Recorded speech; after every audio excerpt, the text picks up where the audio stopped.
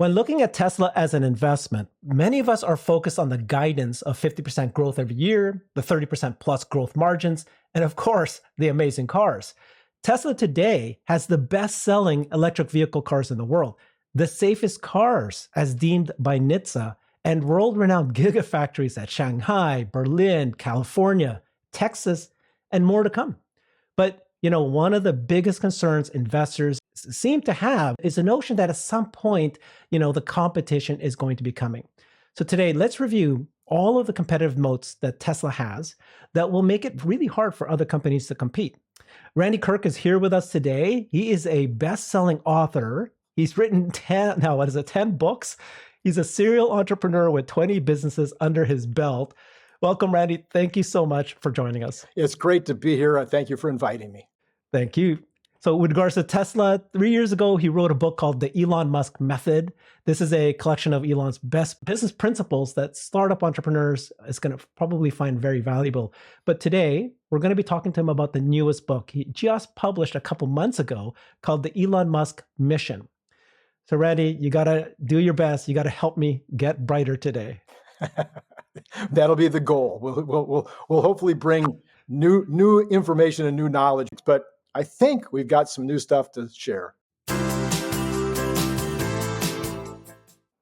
Yeah, absolutely. And I was going to just say that I love reading your book, and even somebody like me who's well informed about Tesla did find that there's a lot there that I still found valuable, and it was so easy to read as well. So great job with that. Thank you. So you co-authored this book with Lars Strandridder of the BestinTesla YouTube channel, Dr. John Gibbs, our fellow friend of DrKnowitAll channel, Brian Wang of the NextBigFuture Science blog, and this is the second of 3 books. It's of a trilogy of books about Elon Musk, and you've already mentioned the 2 that you've written. But this book, Elon Musk Mission, who's it? Who did you write it for? And maybe just back up a bit, and what made you even start to write this trilogy that you're doing now? Okay, so for 35 years or something, I've been writing business books, business articles for magazines, including Inc. magazine.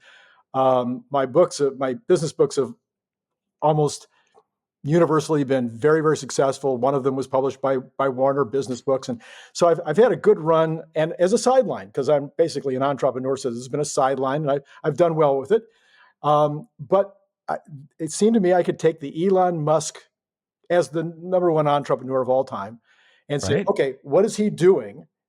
And I started trying to see what he was doing. And all of a sudden, here were 16 things that he was doing that were all top of class. And I was like, holy mackerel, that's crazy. So it fit into the group of people that I'd been writing to and for 30 some years. So I wrote that book. It's done very well, translated into 5 languages, sold about 20,000 copies and still selling every single day. So I'm very, very happy with that result. I thought I was done with Elon Musk, except maybe an update to the Elon Musk method. Well, then all of a sudden I'm getting into the same place where so many of the YouTubers got started, which is misinformation, disinformation, people that don't know what they're talking about, in particular journalists who are not even doing the basic job. They're not even Googling the things they need to Google in order to make sure they got their facts right. So that's kind of where it started. And then somewhere along the line, it just started morphing. And I realized it was going to be great for a newbie, somebody who has just bought their Tesla. So it's written with that person in mind. It's very, as you mentioned, it's written in a way that's designed for everybody to get it. No, you don't need a science degree in order to get 97% of the book. And then investors. So and Elon Musk geeks, people like you and me. I have a couple of day jobs. I have several of my businesses that continue to this day. And so I have day jobs, but I still spend 2 to 3 hours a day researching the Elon Musk world. And there's tons of people like me that do that. So what could I bring to the table? What could I do differently that nobody was talking about? So the book really focuses on the elements that, because I was a plastics manufacturer, because I am a marketer, a lot of the investors, a lot of the geeks, a lot of the newbies, all the people I'm talking about, a lot of them don't have those 2 background pieces of having actually manufactured products, shipped them all over the world, bought products from all over the world, dealt with supply chains, dealt with equipment, and also had to market them, had to, know something about how to market things. And so that's how the book got done. Fantastic. Yeah, there's so many good parts of the book that I love. But as for us who are investors in Tesla, the one that as like many chapters you devote on is the competitive moats. So let's get into that. This is the competitive moats. The first quote you put there is patents are for the weak, Elon Musk said. We all know that famous statement and their philosophy. And it's kind of shocking that a technology company like Tesla would actually give away all their patents. That is not something that they're concerned about because their ultimate goal is to accelerate sustainable energy. But yet, having said that, they have so many competitive moats. So first, why don't you tell me a little bit of what you consider to be a moat and why it's important? Sure. So a moat is just like we think about, the castle. It's surrounded by water. It's surrounded by water that might be a certain width so that it's hard for the horses to get across it.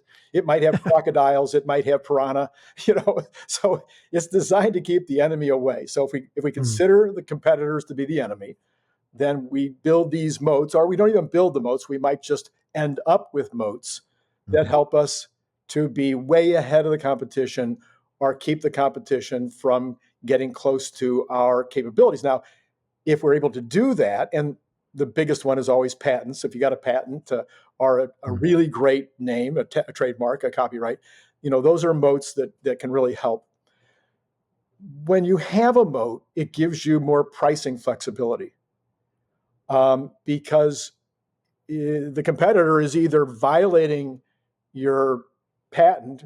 I get, for instance, they could be violating your intellectual property in order to come against you, or they're just saying, I'm not going to come against you except with something that's completely different that won't violate the patent. And so now you can raise your price higher. And truly, the patent theory is that you have a monopoly for 17 years. And a monopoly, of course, allows you to price higher. So when you have any kind of moat, it allows you to be much more flexible in the way that you design, develop products. It helps you to be able to price higher, make more profit, therefore grow faster. So that's a basic moat. So in this book, you outlined 21 moats that Tesla has. And then you said that you told me later that you've got a few more that you haven't yet added. So why don't we go cover some of them? Sure. And we may not be able to cover all of them in the next hour here, but let's cover the ones that are most important. Should we just start with the first one, or should we jump around? It's up to you how you want to do it. Take them any way you wish. And Herbert, one other thought is, most companies, and I've been consulting for the last 15 years. I've consulted with about 400 companies, and most companies have no moat.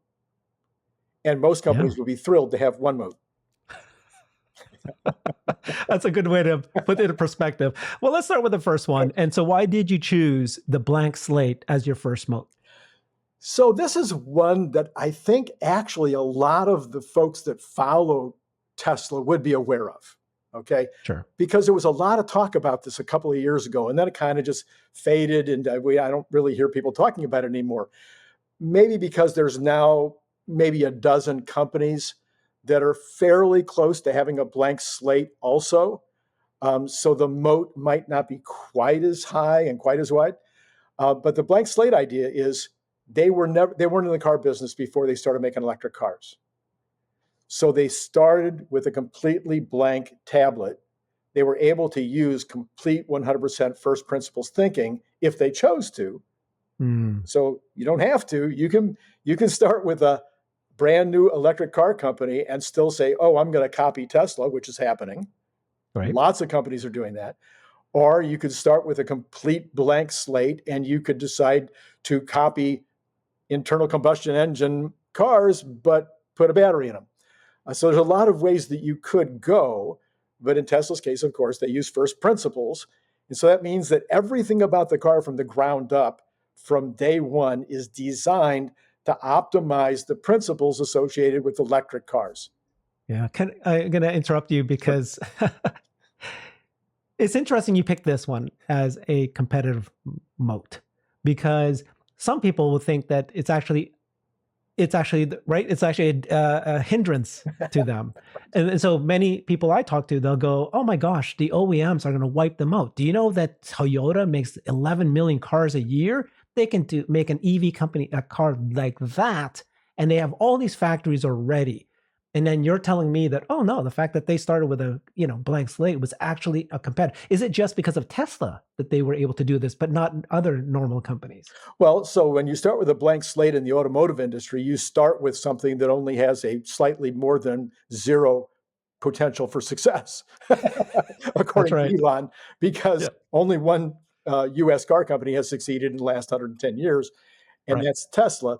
So yes, it does present its own quandaries, its own problems, its own level. In particular, see, this is what's referred to, the automotive industry has a high barrier to entry. Yes. If you want to become I've been in the bicycle industry my whole life. If you want to become a bike shop dealer, there's not a very high level to entry. Maybe 50,000, 100,000, you can be in business and you can say, not a large barrier to entry. But in the automotive industry, you've got a huge barrier to entry. So if you combine the high barrier to entry with the fact that you're building something brand new from the ground up that's never been done before, that's a pretty risky thing to do unless you're, have a big ego. But then if you do get it done and you are successful and you survive, then at that point it's designed for this new market, and that's why it becomes a competitive moat. And it has to be right. And it has to be right. It has to be the thing that my wife says she feels sorry for everybody else out there that doesn't own a Tesla. Yeah, no, for sure. This one, I think many of us understand, is the biggest competitive advantage. I might be repeating this over and over again, but the fact that the manufacturing plant, the factory is the product. He's repeated that many, many times, and I think that people they're not internalizing what that means. In my perspective, if it's a product, it means that they're going to make not only one, they're going to make two, they're going to make four, they're going to make 6, 8, 16, and so forth. And they're going to improve on it and reiterate, make it the perfect product in the first place. So what's your interpretation of what this means, and why is this a huge competitive advantage? Well, you've pretty much explained the broader concept of exactly what that means. So they're building a plant. From the very beginning that they start to build it, it's with the idea that they're going to cookie cutter it. Okay. Mm-hmm. So if just like if you were going to build another car, if you're going to build, another mega energy pack, mega pack. So in the very same way, they are building the first plant with the idea that they're going to make another one just like it, like you say, but with iterations. But that's how they do everything. Everything they do, even the car, is being iterated every single day. So the plant is being iterated every single day. And then when the next one is built, it takes what they've learned from the last one, and they take that information and they start to iterate. Even as they're building it, they're making decisions to change it as they grow it. But now, if they chose to, probably they could put up 10 buildings next year, 10 gigafactories next year. I don't think they'll do that because I think that there's logistical issues with trying to do too much at once. But technically, they're now prepared. They would now be prepared to do that. So the factory has become the product. Nobody else thinks that way or has thought that way in the past. Maybe they will now, but that has not been the thinking. You're usually thinking, I got to capture a market. I got to capture the United States market, let's say first, and then someday I'll build a plant. Maybe I'll need a second plant because maybe I should build that closer to my customer or something. Or maybe I'm gonna. I at one point was almost ready to build a plant right next to Walmart because they become such an important customer. So you can do those kind of things, but you're not usually thinking, oh, I'm going to build this building, and 5 years from now I'm going to build another one in China just like it, and another one in Europe just like it. So it's a very different thing. So now that also provides you with tremendous scale when you're building those plants.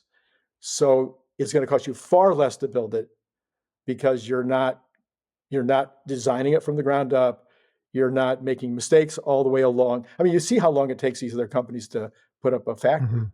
So they say, well, yeah, we're going to put up a factory just like Tesla. It's going to take us 3 years. And Tesla's like, well, unless the bureaucrats get in our way, we'll do it in 12 months. Yeah, it's pretty incredible. Crazy. Yeah. Okay. So this one is another big one. Everybody kind of understands, right? These electric vehicles, it's the battery that matters. It's the contracts, long-term contracts that matter. So you titled it as "He Who Makes the Best Battery Wins." So years ago, and I haven't been able to find the quote, but years ago, somebody said, and I want to say this is 5, 6, 7 years ago, maybe 20 years ago, because when you get old, time packs like this. Sure. Said this quote.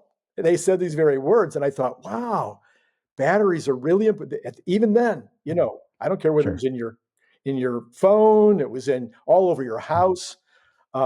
So it was like, wow, if you made a really great battery, that would be, you could own the world if you made a great battery, is kind of what he was saying. So when Elon started doing it, and then Warren Redlich, he was one of the first ones, he said, gee whiz, we could almost value the company based on the batteries. Yeah. Because it's just a matter of what are they putting the battery in? And let's see if we can use a back of the napkin math situation and kind of value Tesla purely based on the number of batteries they make. I love the idea. He and I just had a long discussion about it on a YouTube video. And so at the foundation of what they're doing, they've got to be ahead of the pack on batteries. That's just an absolute necessity. But because Elon plays 4D chess, and he's thinking so much further out than anybody else, he has been thinking about the factory to build the battery. He's been thinking about the raw materials necessary to make the batteries. And the rest of the world has been thinking in 1D chess or maybe 2D, they're 2 moves out, and they're saying, well, yeah, we're going to need more batteries. And it looks like we're going to run out of materials in 2027. And Elon's saying, well, no, I've got 2027 cured. I'm working on 2028 now. So whether it's the raw materials, whether it's the science, whether it's the engineering, whether it's the development, whether it's the production, whether it's finding the raw materials, whether it's the willingness to get into those businesses, because I don't know if he ever really wanted to make batteries himself, but he's now making batteries. I know he said he didn't want to refine raw materials, but now he's going to refine raw materials. He specifically said he didn't want to get into mining, but it looks like, there are a couple of nibbles on places where he might be getting into mining now. So whatever it takes, whatever's necessary to make sure that the leadership in batteries is there, that's what's taking place. And as long as he's ahead on what it costs him to make the battery, as long as he's ahead on the capabilities of the batteries, as long as he's way ahead in the ability to accumulate him by making them himself or buying from others, and he has 30% or 40% of the capacity of all the batteries in the world. It's a big moat, huge moat. Yep, it's a huge moat. When people say, "Oh, these OEMs, they make so many cars," but we're not talking about cars. We're talking about electric vehicle cars, which need batteries. And just like Apple, when you're the big dog and you have the largest market share, then all these suppliers will want to partner with you first. They'll do long-term contracts with you first. You'll have the ability to have pricing power because you're ordering, a million of these batteries versus just, tens, 20, 200, or 1,000. And so these OEMs, they don't have enough numbers of electric vehicles yet, but Tesla's already got millions that they're producing per year. And so they've locked in, right? These supply chains. And yet, because they already locked them in, they're realizing that they're going to run out of it. And so they need to create their own. So I can't see how these competitors are going to compete at some point, because yes, they might be able to produce the car through the factory, but where are they going to get the batteries from? It's a huge issue. And it isn't just getting the batteries, because It's been a little talk just today on Twitter, I noticed, and I've been thinking this for about a week myself, is that it's starting to look like maybe there will be enough different chemistries for different use cases that maybe we can get past this limited the limitations in terms of being able to make enough batteries. Maybe. I'm not 100% sure, but sulfur is now in, and carbon, some new carbonite types of approaches. So with all the different approaches that are being thrown into the pool of ideas, maybe there's enough batteries, but are there enough good batteries? Are enough batteries that are going to work in cars? There might be plenty of batteries for storage, but are there going to be enough batteries for cars? And will they be the ones that give the kind of performance that people are going to be looking for? All right, let's go a little bit faster here. But did you repeat this one? Moats abound all over the factory. We've already talked about factories. I'm kidding a bit, but go ahead. Tell me what this is about. Yeah, so this is one that we really took a pretty deep dive in the book because we got involved with Joe Justice. Lars ended up having him on his channel and with a very long interview. And Joe Justice, of course, is the guy for Agile. And so I was a manufacturer, I was a plastics manufacturer, and you build a mold. You spend $20,000 on this mold. And maybe that's for me, little guy, okay? I spent $20,000 on a mold. And now you say, oh, I got an idea of how I can make the product better. Well, are you going to take the mold down and stop production for 3 or 4 weeks while they change the mold? Or are you going to build another $20,000 mold when you haven't amortized all your expense out of that mold? Are you going to even be able to change that mold if you want to change that? I mean, I've done this. I've been in this conversation, with my team over the years, many, many times. What are we going to do? We got this idea, but how are we going to execute? But with agile marketing, quality is free. The concept of quality is free follows on the concept from the 50s, quality is free was from the 50s. This is that the change is free. I'm sorry, I messed that up, guys. I'm very sorry. Quality is free was from the 50s. That's where Toyota came in and started making really, really good cars. But now we're talking about change is free. And the idea that change is free is, okay, if you have to take down that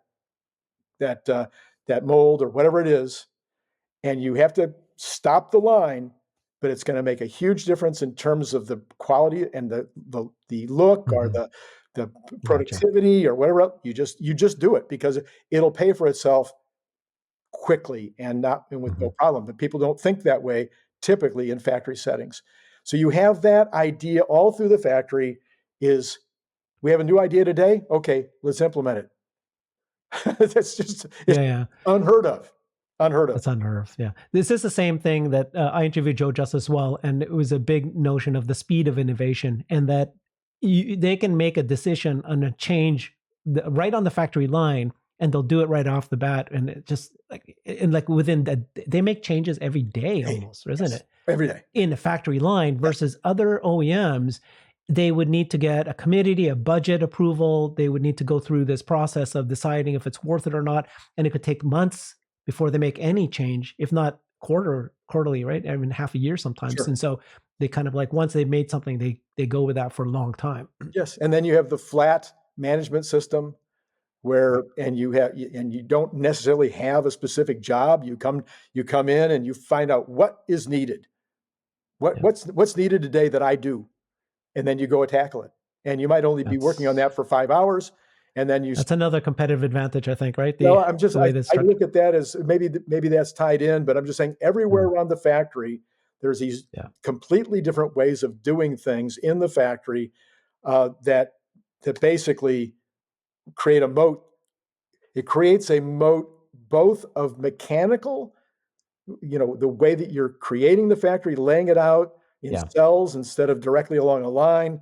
All these kinds of issues, but also in terms of the culture.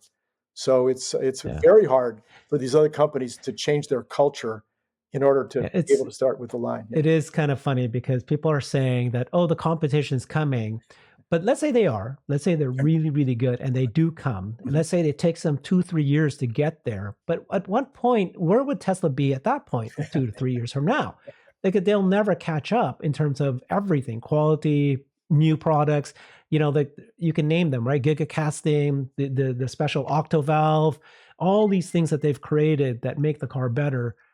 Other companies can copy them, but they haven't even started yet. Right. So if they do start, great. But 5 years from now, where are they going to be? Okay, we got to keep going here. So there's so many good ones. Vertical integration at scale. What's this? Yeah. So I have a teeny tiny bit of fame. About 25 years ago, I wrote an article for Inc. magazine called "From Virtual to Vertical." It was extremely well received, and the reason I wrote the article is because I'd just done this. I had started a plastics manufacturing business where we had no building, no employees, no equipment. We were operating. My partner and I each had separate businesses, and the businesses were even doing our accounting for us, our marketing for us. So it was really a virtual company. Everything was being done by somebody else. And within 2 years, we were vertical. We had the equipment. We were making every part that went into the product. We had, of course, our own accounting department, our own art department. Everything was vertical. So I have a real understanding, having done it and then written about it. Verticality is not what the automotive industry has done over the years. They used to be vertical, but over the years they got to the place where, as Elon calls it, they buy their products out of a catalog. So, okay, this is where I get my tires, this is where I get my brakes, this is where I get my exhaust, this is where I get, so I pull all these things together and then I put them all together, and out the other end comes a product. Well, I did that for a while, and what I was finding is this guy makes crud product, and he won't take responsibility for the fact that he's not doing it well. And this person over here is giving me a great product, but now this product won't fit together with it because he's not doing his job. And then somebody else can't get the artwork right. And I mean, it's just, I was just going nuts. And slowly but surely, I would take over these responsibilities because I wanted the quality. Quality was totally what we thought about all the time. So I wanted the quality. So I say, well, you can't do it. I can't find anybody who can. So I guess I have to do it myself. And that's basically what Elon has done. He did not start out to be vertical. He has looked at it and said, the Russians won't sell me a missile. I'll build one. And that has gone throughout the rest of his companies now to where he's vertical everywhere because it's just better. You save money, and you got to be careful because you don't always save as much as you think you're going to, because when you eliminate middle people, when you eliminate OEMs, they might have capabilities of scale that you don't have. They might have the ability to work cheaper than you want to work. They might be working in a place that has lower overheads. So there's a lot of things, I might be able to buy it from China cheaper than I can make it myself in my own backyard. So there's a lot of things that go into the equation, but for the most part, I've found vertical just beats all heck, unless it doesn't. It looks like the combination of the factory is the product. And so what they really are is a company, and making the company better and making the factory, which can make products better. Then at that point, you can make any product you want, and combine that with speed of innovation, you can adapt and change.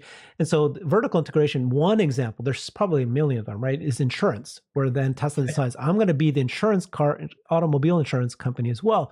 And how that really makes a difference is because there's a tightly coupled, and it's not two separate companies anymore. If a car gets into an accident, they know, because they're tracking would that happen or not, then they can make changes within the car of where the accident occurred, right? The famous example of the planes that went and then they got shot by machine guns, and then the ones that return, right. And then they go, by looking at it, they go, it's actually where the bullets went. They saw that are good because it didn't make the plane fall, but it's the ones where the bullets did not hit, because if they hit it, the plane would have fallen. Tesla can see that, and then they can make changes to the manufacturing of the car based on the insurance data. Exactly. And they can bundle the insurance subscription pricing right in. And then they can do things like, I'm going to offer safer drivers less. No one else can do that if you're two separate companies. It's much harder. Exactly. That's just one example. No, it goes on and on. I mean, everything that they do that's vertical, I mean, they wouldn't, because they use first principles thinking, they don't go vertical unless it makes sense under first principles. So they have not bought. I wrote a tweet a year and a half ago, 2 years ago, that I thought that they should buy Firestone. Tires? The whole company. Okay. Because they already had the service centers and they had the tires. So why not buy Firestone? Well, they haven't decided that they're going to make tires. They haven't decided but they have decided they're going to do their own service centers. So You've got situations where nope, the tires, we're not going to get into that business. So you make those choices, but they clearly have tremendous verticality now, and the other companies are witnessing, and they're saying, we have to get vertical like Tesla. Okay. Well, I'm actually going down the list here because as I check out the next one, it does sound like they're all really big ones. So software technology is important. Tesla is a software company, not a car company first, versus the other companies are car companies, not a software company.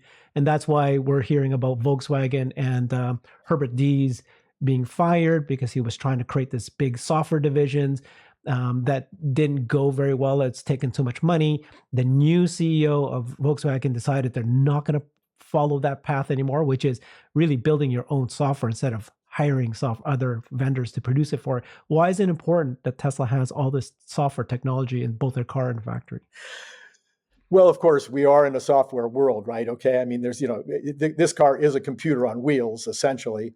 But if you're talking, so the hardest thing I ever did, now I went to UCLA Law School, okay, and I want to tell you something. The first year at UCLA Law was the hardest thing I'd ever done until I had to put in a very sophisticated software system in my manufacturing plant.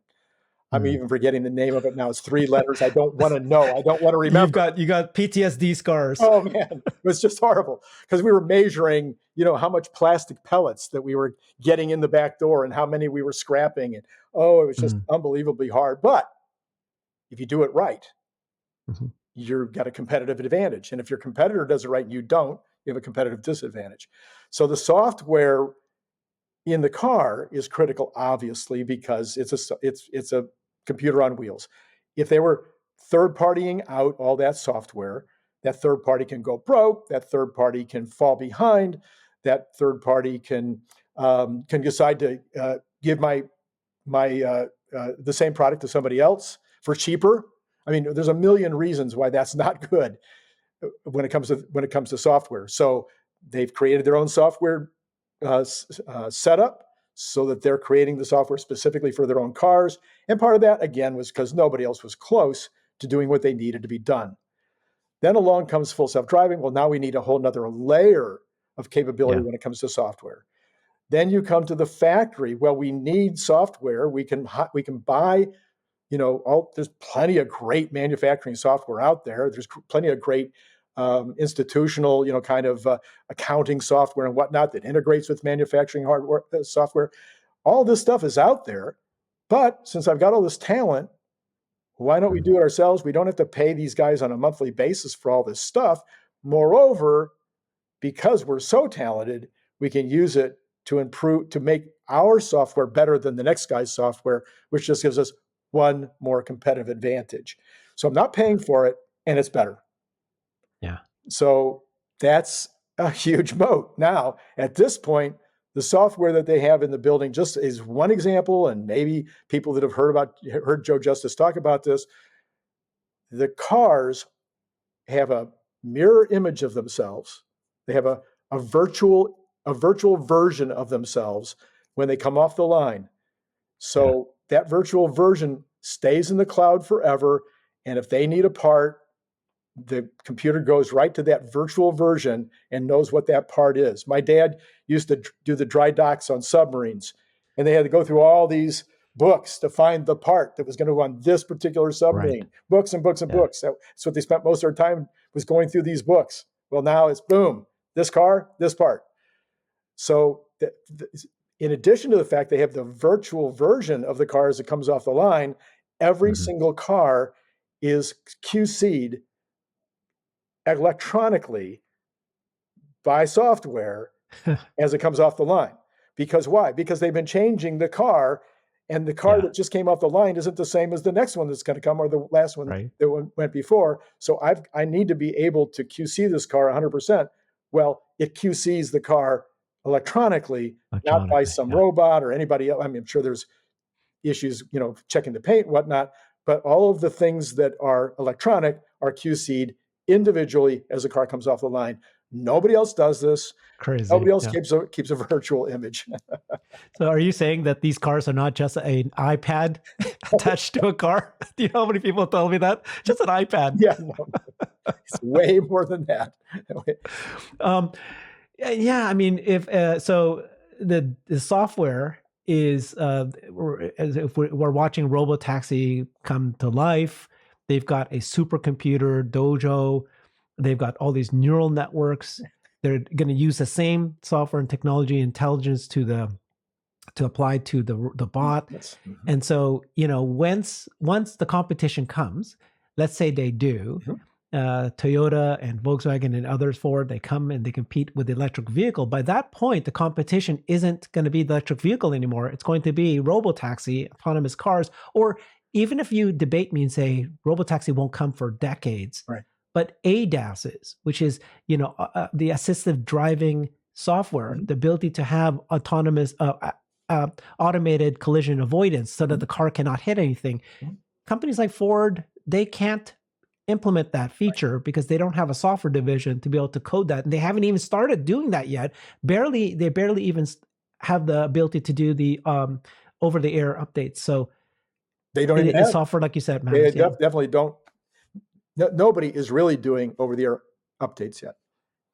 Well, I think it's starting to come. Yeah, but the difference Volkswagen is says next month they'll have their first one. Maybe we'll see. Software versus hard firmware.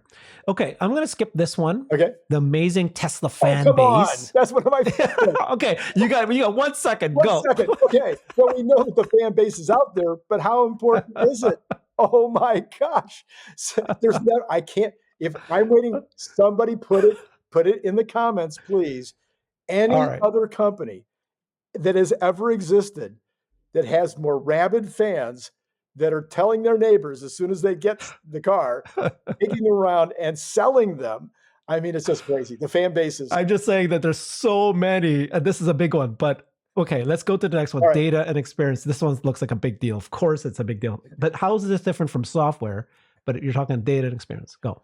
Yeah. So you've been talking about the whole business of, well, if they catch up to the 2022 version in 2026, great. But the 2026 version is going to be 4 years ahead or more than the 2022 version. So Tesla will keep their lead as long as they don't, slack off.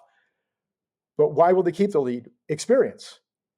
So if I'm Ford and I haven't even had, or if I'm Volkswagen and I'm going to have my very first over-the-air update next month, and Tesla has done hundreds and hundreds of over-the-air updates, and it just works like this now.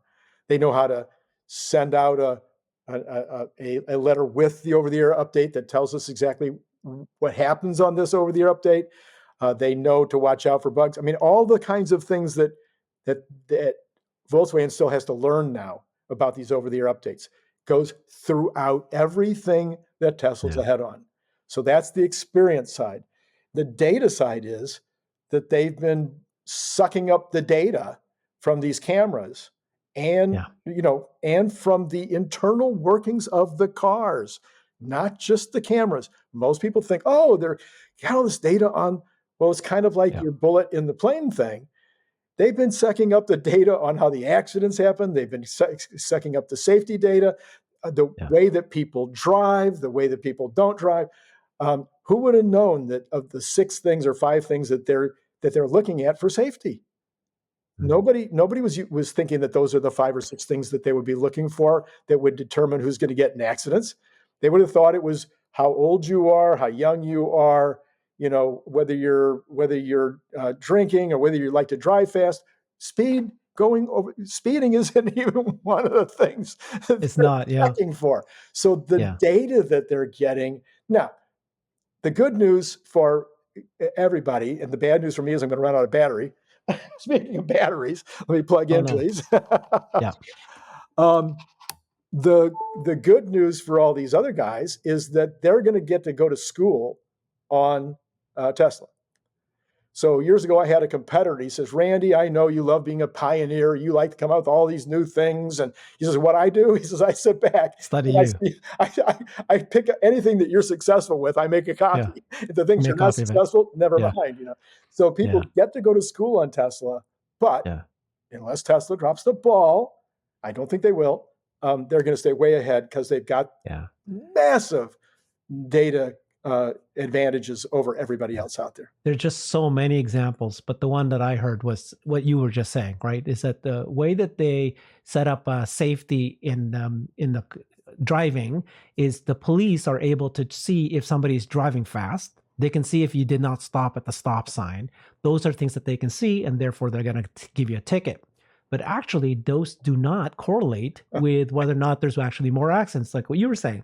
But what Tesla is able to do is, and this is just an example, I think, where if they can see if the car, if there's pedestrians walking on a crosswalk and you're the kind of driver that goes really fast and comes really close to them, that is more correlated with accidents happening than, let's say, somebody who does not stop at a stop sign. Because if you don't stop, 90% of the time, you don't stop at a stop sign because there's nobody around you. Then it's actually not that, it's not a correlated thing. But those are the little things that they've already picked up on, they know, and then they designed a car that way. But that's just one example. There's millions of these examples. Yes. Okay. I'm going to jump to this one, which is the charging station network. And they've opened it up. And so a lot of people are complaining, the Tesla investors saying, why did you do that? That is a moat. Tell me what's your thinking about this whole thing. So it was a moat, and it is a moat. So I think the biggest moat would be, you can't use it, so therefore your crummy stations that you have to go to are always going to be a negative in terms of the selling features that other car companies can talk about. Well, but now, let's say we open it up and everybody decides to use Tesla. Well, number one, that means Tesla is going to generate massive amounts of income again from the other car companies' failure to have set up the same system. Again, I like to compare it to, let's say that General Motors owned Mobil Oil and all the mobile stations. Yeah.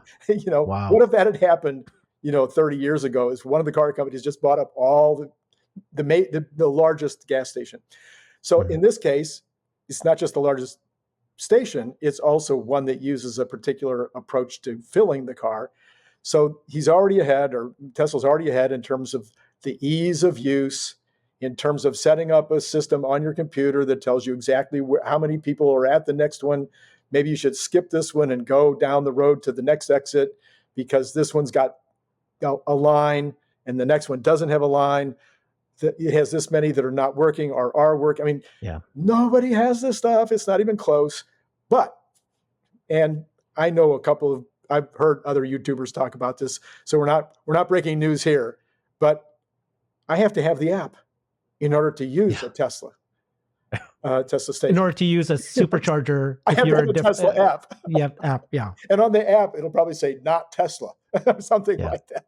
And then when you get there, you're using something that has the Tesla branding everywhere. And then you're sitting there with 27 jillion Tesla automobiles around you. You're talking to people that love their Tesla. I mean, it's the moat is ridiculous. And I think eventually it could be split off as a separate company, but one of the largest companies in the world. Yeah, it's going to be as big as Shell. It's going to be big as Chevron, right? Right. Yes. It's crazy that that's another one of the vertical integration thing, right? They decided to be a supercharger network instead of just having another third party, which is what all the OEMs are. They're outsourcing it to a third party.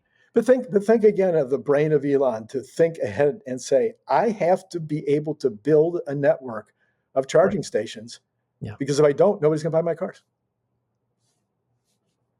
Yeah.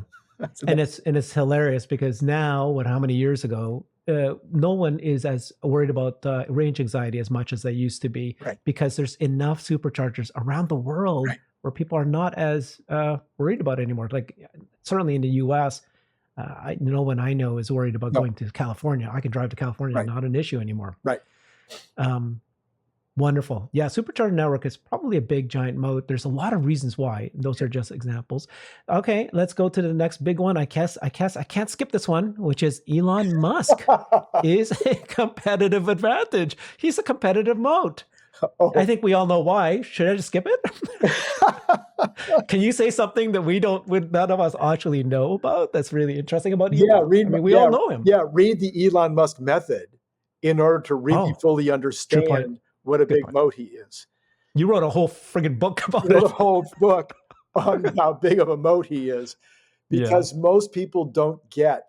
For instance, I do talk about this, the ability to have a clear vision or mission that is important enough to share with others and exciting enough that they want to follow you, and then to be able to communicate it in a way that they'll follow you, is huge.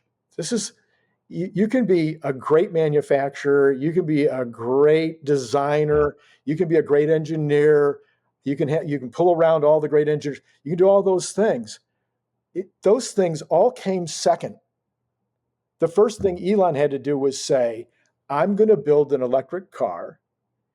I'm going to build one like this, that's going to be this expensive. I'm going to make money off of that to build this. Then I'm going to take that money, I'm going to build this. And eventually I'm going to take over the world with electric cars, because everybody will see that it's possible to make a quality, a car that everybody will want at a price that's reasonable. And then every car company in the world will have to follow. He has this vision, 16, 18, whatever it is years ago. Now he goes to a new employee. He goes to a supplier. You were talking about suppliers a minute ago. General Motors walks into a supplier today and says, I need 5 million batteries. And they go, well, you don't have I can't see your plan to ramp to 5 million cars. Well, Elon goes to them 5 years ago when he was promising to build 500,000 cars in 2020. And he says, I need enough batteries to build 5 million cars in 2025. And they're like, what are you talking about? And then he tells them his vision. And he's able to sell them on the vision and get them lined up behind him on the vision, to where they say, well, yeah, all I got's a purchase order and you could always cancel. No, I'm not, you can't possibly give me a huge amount of money to guarantee that I'm going to. It's about being able to communicate a vision that's so exciting that people line up and go, I want to do that. Huge. Yeah. Huge. It's another open for debate is whether or not Elon Musk is a very good communicator or not. So he's got Asperger's, and he stutters a lot. Yes, which I seem to be doing a lot today's interview. But he is an amazing communicator. He's probably the best of the things you just said. Right, the entire world knows about his mission, about how they're going to get. He keeps repeating it in every interview that he does, and people go, "Why do you keep saying the same things over and over again?" But that's a good communicator. Just keep repeating it. I compare him to Reagan. Oh, Reagan was considered to be the great communicator, and he's not smooth like Reagan, and he doesn't have the funny jokes, that are, he doesn't, he doesn't have all that, but he's as good a communicator because he knows not only how to communicate, how to have a vision that, like we talked about a minute ago, but he also knows the methodologies. So what other CEO is spending hours and hours and hours and hours doing long form interviews with amateur journalists in order to get the word out? Nobody does this, but it works huge. And we can't ignore the fact that he works really hard. So you got a genius by birth, but also that he works so hard that he was saying that he can save $1 million in half an hour. If he just spends half an hour looking at a certain problem in the factory, it's like $1 million, tens of millions of dollars sometimes, he said. So it's like, what other CEO can do that? Fixes the problems, make sure that this factory is built and ongoing, and then he can let the organization manage it forward. Okay, I think we all know Elon Musk is a moat. And this one too, the mission. And I'm surprised you put it in, because I know that the mission was an important initiator at the very beginning of the life of the company. Many of us invested and support Tesla because of the mission, but he's no longer positioning the mission, right? It's right now, it's the best car in the world, not that it's an EV car that's going to save the planet. It's just simply the better car that you can buy anywhere, cheaper, faster, everything. No, why did you put the mission in? No, that's the mission as seen by some in the public who are short-term thinkers. Mm-hmm. The mission hasn't changed. Elon Musk has never changed the mission. He repeats it all the time. He still repeats it. The mission is still to advance the sustainable energy. everything that the company does, except for the robot, you can make an argument that the robot does too. But forgetting that argument, everything else that the company does is going towards maximizing the number of batteries that can be produced and deployed, maximizing the number of EV cars that can be produced and deployed. And he doesn't care about the competition. He doesn't care that he's got the best car, except that is part of the mission. It's a part A of the mission. Let's call it part A of the mission. If we're going to do this, the car has to be something that people want. Okay. And I'm forgetting the darn quote. But anyway, he knows that a product, in order to sell, has to be something that people want at a price they can afford. So he wants it to be the safest car. He wants it to be the best car. He wants it to do all these things because he wants to advance the cause.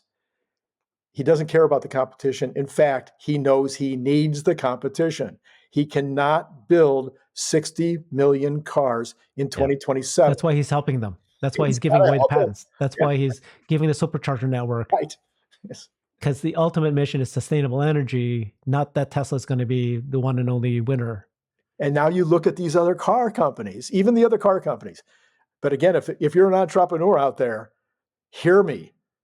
If you can create a great vision, the vision from I had a bicycle, the company that was doing plastic parts was a bicycle industry company. And we said that we were enhancing the cycling experience. Nice. Well, if you're enhancing the bicycling experience, you can tell that to your employees. Everything that we do is designed to get more people on bikes and keep them on bikes. Nice. Yeah. That's a pretty good mission. Right. Okay? That's a great mission. You want to have a great mission that your people can get behind you on. So nobody else. You look at the other car companies right now. Oh no, we're going to beat Tesla. That's our mission. That's not a mission. I love that you wrote this book. Am I right? It was just published October, and today's December. So it's like literally just 2 months ago. Gosh, I'm very lucky I got you at the right time, because your book, as I was reading it, is very accurate. I mean, it's like, Jesus, that happened 2 weeks ago. And I was like, it's there. I was going, that's pretty good. I mean, this one is very, very important. I think it's become so important, which is cash. It's a profitable company. They're able to make huge gross margins on an electric vehicle. And I think I read in your book as well, confirmed it, that there's no other car company, an electric vehicle that can produce an electric vehicle profitable even today. Even the pure EV companies that just started. Now they're early startups, that's fine. Right. But the problem is for them, the competition, is that Tesla is spitting out cash, like in some absurd, insane numbers, to the point that I think I read that within just 4 or 5 years from now, they're going to have more cash than Apple.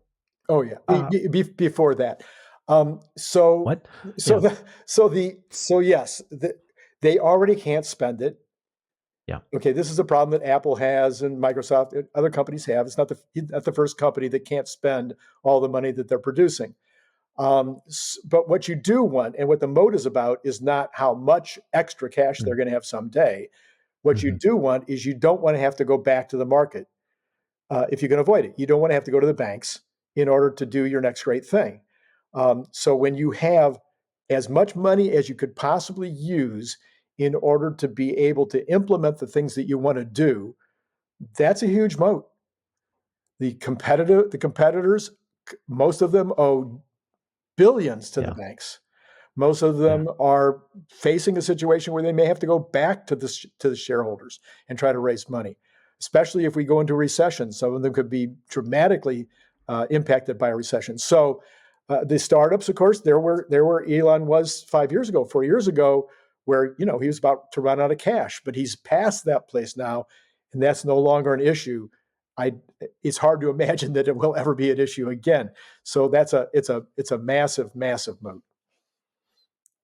Yeah, when people say, why is Tesla market cap 10 times what these other OEMs are?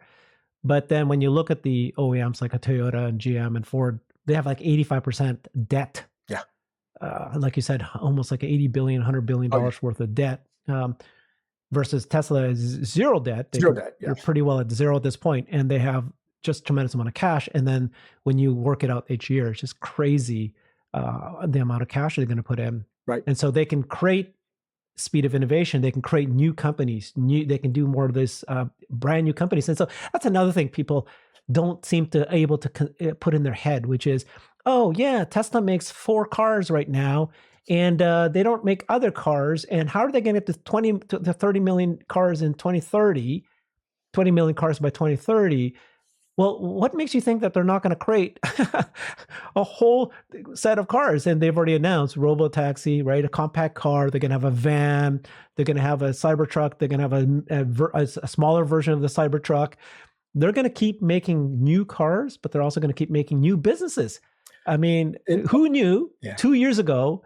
Did anybody here know that by 2 years later, they're going to be talking about Tesla bot? Yeah. They're going to be talking about mining. Yeah. These are just 2 examples. There's probably a few more that nobody knew 2 years ago that they were going to do these new businesses. And so every 2 years, there are going to be new ones. Yeah, I would hate to take a tangent, but I could easily make the argument that they only need the Model 3 and the Model Y. I live in Los Angeles, which is the Tesla capital of the world. Right. There's Teslas everywhere. Nobody cares. I used to care. I wanted to have a different kind of car, right? I wanted to be special and different. Nobody cares anymore. It's like, no, I'm driving a Tesla, period. Well, that kind of Tesla per capita thing is not like that in Missouri. Well, it's the ASP though. Are you saying that you can take a Model 3 and then just cut the price down to, make a variant of Model 3 that is $30,000? No, I'm saying geographically, it isn't close to penetration, because the kind of per capita that we have in Los Angeles, you don't have that kind of per capita use of a Model Y in Missouri or in Iowa. And it will get there eventually. Gotcha. Yeah. Gotcha. Yep. Okay.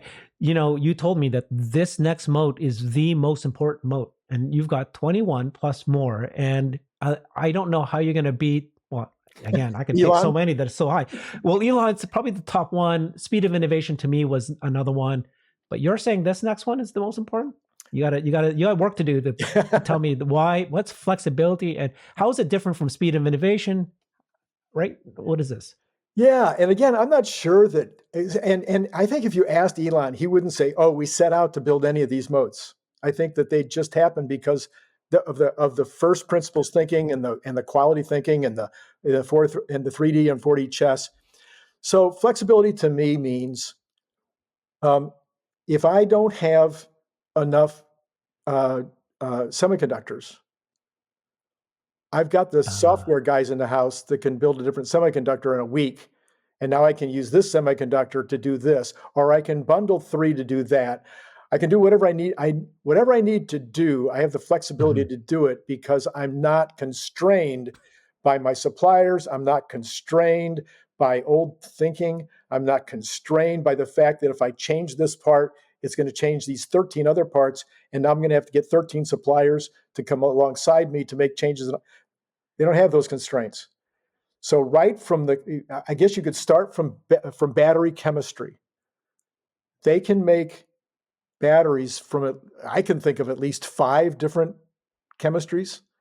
Maybe it's more, but I think we could come down with 5 different chemistries right now. And now we're talking about sulfur and carbonite.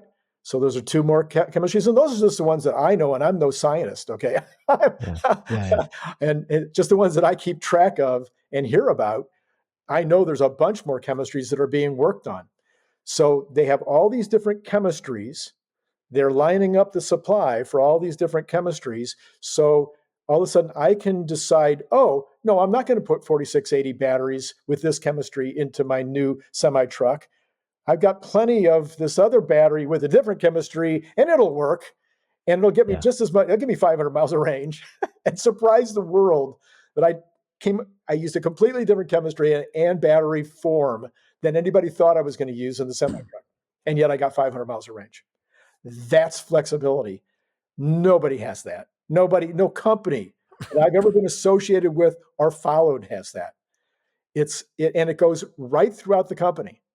That if they run out of something, like they use these vegan seats, I'm 100% positive that it would be no big deal to change to leather if they had to. Because guess what? The leather companies are crying right now for business because of vegan leather. So if you want cow hides, Cowhides can be got. So you've got flexibility all throughout the car, all throughout okay, China is currently having a tough time economically, right? Mhm. Oh, so now they opened Thailand. And Thailand says, we'll take 4,000, immediately, overnight, 4,000 orders. There's a lot more Southeast Asian countries around Thailand Yeah. that are not open yet. Vietnam is open, Thailand's open, but I don't think Cambodia is open. I don't think so. So you've got all these different countries that could be opened up. Australia, they're begging, they're dying for cars in Australia. Well, China has a little slowdown. Guess what? There's 13, I think it was 13 ships on their way to Australia right now. Something like that, some crazy number. I might be wrong on that, but it's a crazy number. So all of a sudden the Australians are getting their cars. People forget that all of the cars that Tesla makes for Great Britain are made in Shanghai because all the right wheel or right side drive. So before we move on to that new topic, but you convinced me, by the way, that flexibility is probably the strongest moat. And the reason why, the way that you convinced me was that it's actually, in my mind, a culmination of all the other moats, is what you're saying, right? It's the fact that they're vertically integrated. It's the fact that they have so much cash. It's the fact that they have so much speed of innovation. They own the factories. They have, they have Elon Musk. And so all of that together allows them to be very flexible. And the way that that's shown itself was 2022. Yeah. So even though, poor us, we saw the stock fall by 50, 60%. But if we just stop and step back a bit and take a look at the company, in a year where there was a war, supply chain issues, chip shortages, right? There was a COVID issue in Shanghai, economic collapse, everything like the inflation and all that, and yet they're going to end the year at just under the 50% growth that they targeted at the beginning of the year. It's like if they were able to do that and they were able to maneuver all of those things I just said, they were able to find a way through that versus other companies, they couldn't get past the chip shortage. Other companies said that they could not sell the cars because they were missing a part. And Tesla also has those issues, but they were able to, fend it off a little bit more. So I like the way you wrapped it up with flexibility. And then, there's so many other moats, and I kind of skipped through a lot of them, but maybe that's why they need to buy the book. That's right. We can't push it too much. But you were starting on the marketing levers. I do want to spend at least 5 minutes on this because I think it's very critical. Tell me about marketing levers and what you were just getting there, right? Which is, Tesla's had tremendous success, but they haven't even tapped all the other things that they could do if they wanted more success. Tell me what some of these are. Yeah, so I also think that Elon Musk is the most amazing marketer in history as well. Yeah. And that's basically what I am. I'm a salesman. I'm a marketer. So typically, you hope that you'll have word of mouth. Yeah. But most companies don't have the benefit of word of mouth for years after the product comes out. But Elon's had word of mouth almost from day one because of his personality and the way that he is able to use events. PR is the cheapest form of advertising that you can possibly get. Yeah. And he puts on events. He puts on stuff. He goes out and does something crazy. He was going to shoot a rocket to Mars and put a little plant up on Mars. Mm-hmm. I mean, how is there a bigger PR story in history than that would have been if he'd done it? Right. So he knows how to use PR in order to get people to pay attention.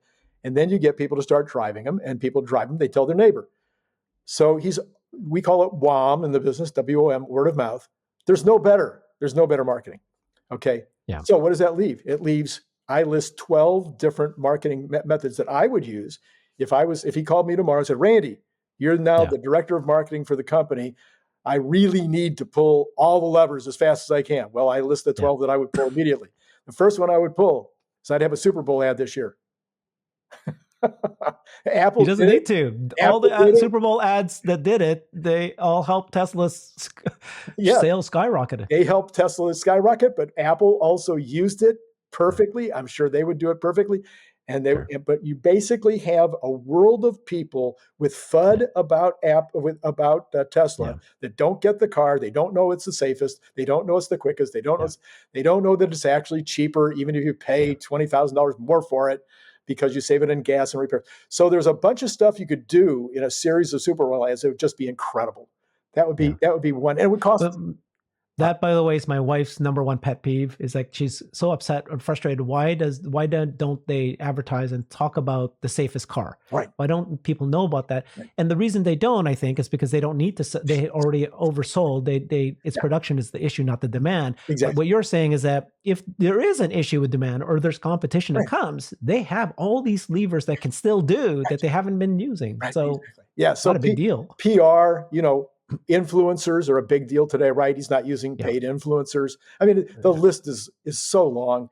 The other one that I talk about, the first one I would pull, actually wouldn't even be the Super Bowl. The first one I would pull, I would hire a fleet sales team. The fleet sales that he's getting are just because people know that it's a good car and they call him. Okay, we want to buy some.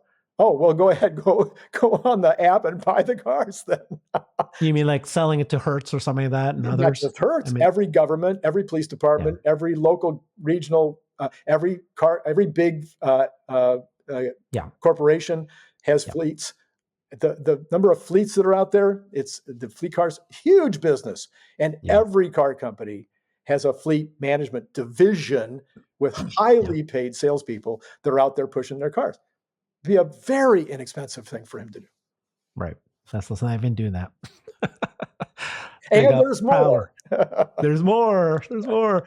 Okay. So thank you for this. I mean, we went through a lot of the key top moats. I think we can argue and debate which one is the bigger one, but they're so good. They're all very, very big. And there's even more. And then to tease it, you actually have 3 more you said that you discovered that we haven't even in the book. Yeah, but, we're talking about having over-the-air updates on the book. No, because, that's right. Because Kindle lets you do that. You can do an over-the-air update, and it will actually notify the Kindle owners that already have their Kindle, and it will change their book. Jeez, isn't that brilliant? That alone will make me decide to buy the Kindle version. That's brilliant. Okay. Wonderful. So then, I remember you told me that you've written 2 books of a trilogy. So there's a 3rd book coming out, and you told me that it's the Elon Musk Magic, the Age of Abundance. When is this coming out? And tell me more about that. So the idea was Brian Wang's, and Brian wants it to come out in the end of April, and I'm telling him he's nuts. You don't have speed of innovation? You don't have flexibility? Well, so I told him the end of summer would work really good. So we'll see where we end up in terms of when we actually produce it. But what we want to do is, if I'm a fan of Elon Musk, I'm also a fan of Cathie Wood and of Tony Seba. Mm-hmm. And those 3 together are kind of laying out, the future for us in terms of Tony Seba, his new series. If people haven't seen it, I'd rather you go watch the 5-part series that Tony Seba just did than buy my book. Okay, yeah. I want you to do both. But the 5-part series that Tony Seba just did is phenomenal. And he talks about an age, 2035 is his goal now, where the combined total of your food, transportation, what do you call it? Your home expense, your information, meaning all of your home entertainment, whatnot. And there was a 5th thing, I forget what it is, but the 5 energy. So these 5 major things that you spend money on will cost the average human $250 a month. Okay. Yeah. Now, people look at me, they look at Tony, and they go, "What are you talking about? How is it possible? Mm-hmm. What that's costing me now is going to cost me $250 a month." Now, that's per person. So if you have a household of 4, it'll be $1,000. But I can tell you that my mortgage is just your car alone. Yeah, just the car. Higher than that. My car is.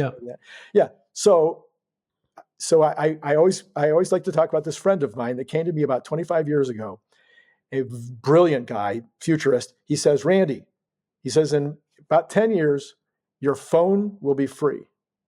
Mm-hmm. Your phone calls will be free." Yep. And I had just gotten married, and in the dating period before that, I had been over in Germany, and I had called my fiance and I'd spend $1,000 on a phone call. That's right. It's happened to me. Okay, all right. Not today.